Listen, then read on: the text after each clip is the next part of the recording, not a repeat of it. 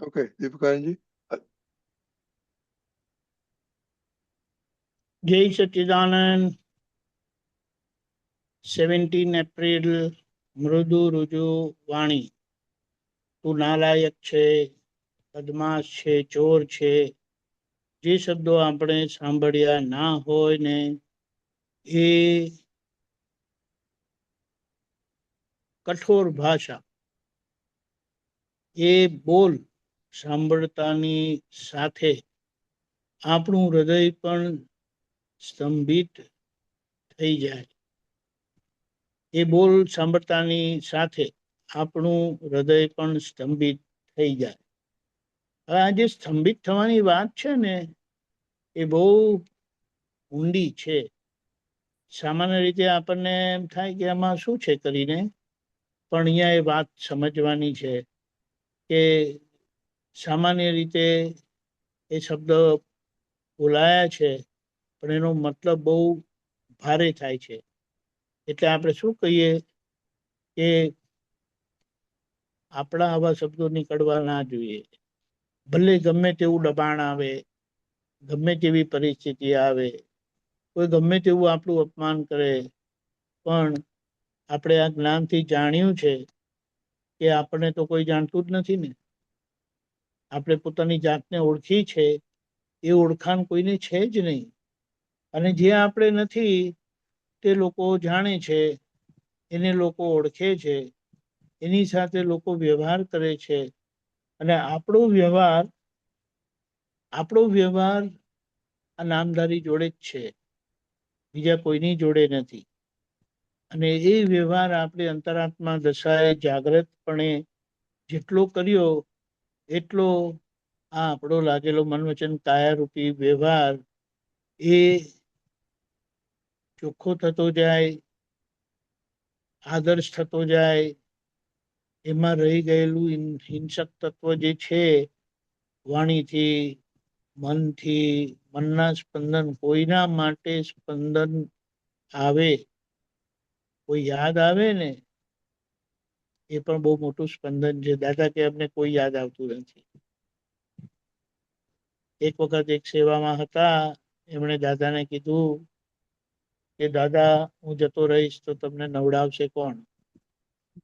દાદાએ કીધું જ્ઞાનીઓને નાવાની જરૂરત નથી હોતી, કારણ કે એમનું અંતર એટલું બધું ચોખ્ખું થયેલું હોય કે બહારના ભાગ જે છે આ મન વચન કાયારૂપી, એમાં કોઈ દિવસ પરસેવો નામે ના થાય.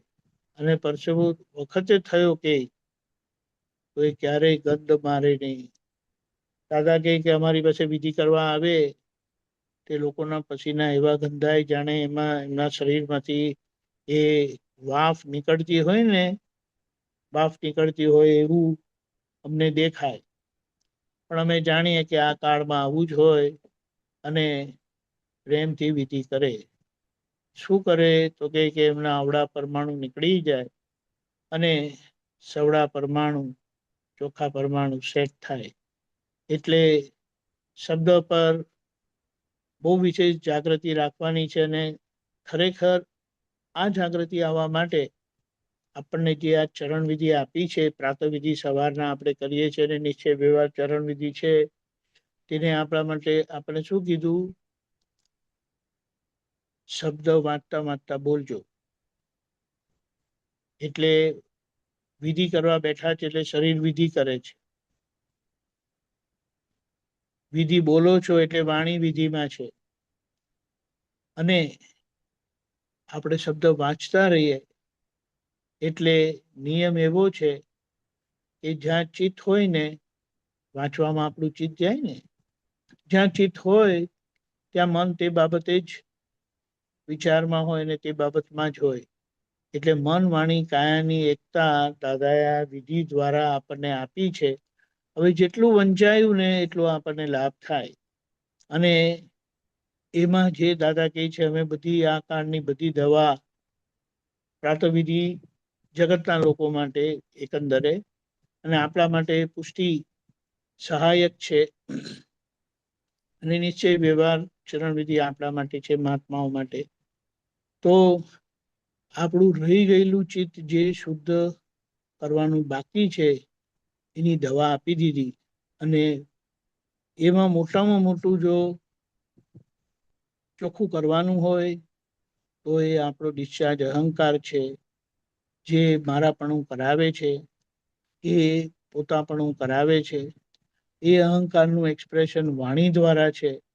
એટલે આપણે વાણીમાં એક્સપ્રેસ થતી અહંકારની ભૂલને પકડી શકીએ, ઓળખી શકીએ, એને નિર્મૂળ કરી શકીએ, તે માટે આખી આ ચરણ વિધિ આપી છે. એટલે ચરણ વિધિ એ ક્રિયાકાંડ નથી, દેખીતો ઔપચારિક ક્રિયાકાંડ છે, પણ હકીકતમાં આ રીતે આખું વિજ્ઞાન કામ કરી રહ્યું છે. એટલે આ પોતાના શબ્દો પર જાગૃતિ આવવા માટેનો આ બહુ સરસ ઉપાય આપેલો છે. ધીમે ધીમે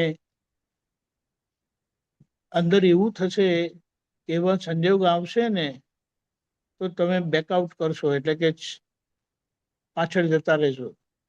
પણ આ આપણું કામ નથી. હવે આ લડાઈ ઝઘડા કરવાનો આપણો માર્ગ નથી.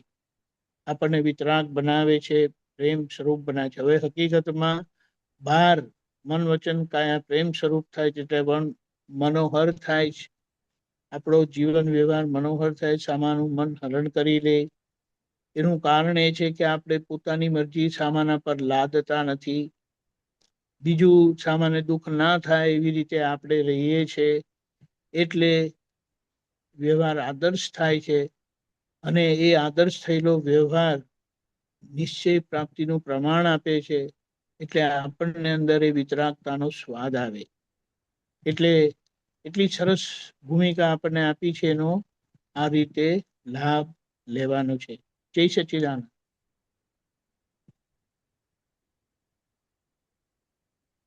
આવું છે આખા દિવસના પ્રોગ્રામમાં.